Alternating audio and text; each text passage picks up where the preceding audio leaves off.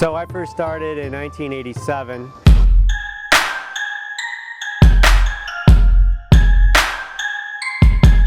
Although my imagination was captured when I was in high school in the early 70s, when Bruce Lee made his film appearance in America with Enter the Dragon, and he brought Chuck Norris in with a movie called Return of the Dragon, and it kind of stimulated interest over here for me, but there was nowhere to learn in the early 70s.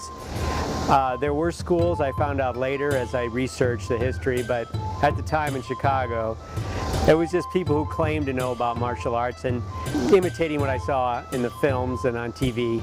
Kung Fu is a TV series that I was inspired by back then too. And back then it was pretty rough. It was generally males. It changed in the culture at large. In the beginning it was, again, about violence from man to men. But movies like The Karate Kid. Wax on, right hand. Wax off, left hand. And Mutant Ninja Turtles and things like that kind of brought awareness more to the kid level. Also, female martial artists started to become popular. We saw more children come in, more women would come in.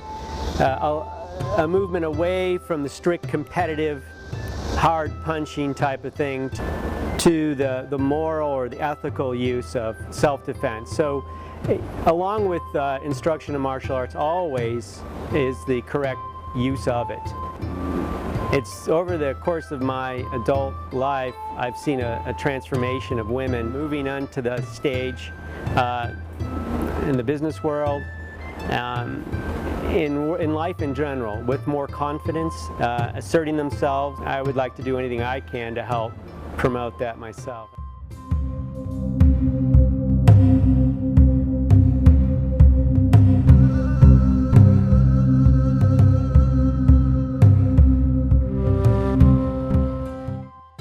When I was 5 and a half, I walked into my mom's office one day and there was a picture of her legal assistant and her legal assistant's daughter in their karate uniforms. And at that point in time I was looking for something to commit to. I saw that and I was like, oh my goodness, I have to have that. I want to be that cool. I do a style called Senshutaro. It's a mixture between Karate-Do, Taekwondo, and a style called Goju-Ryu. It's primarily from Korea and Japan. I'm a first-degree black belt. I took my test a year and a half ago.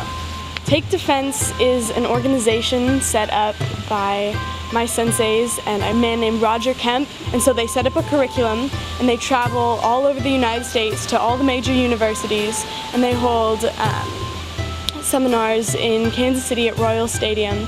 There are a bunch of different disciplines of martial arts, including Jiu-Jitsu, Brazilian Jiu-Jitsu, Kung Fu, Taekwondo, which is one of my styles, it's from Korea, Karate-Do, which is from Japan, there's Goju-Ryu from Okinawa, there's American Taekwondo, which is very different from traditional Korean Taekwondo. The belt system, however, is in general the same.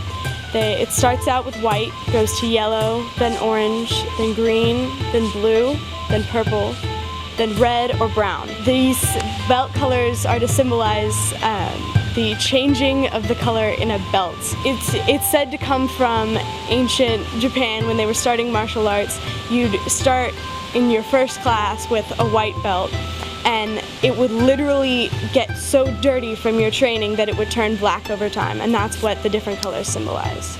Symbolize going through that process, I would say.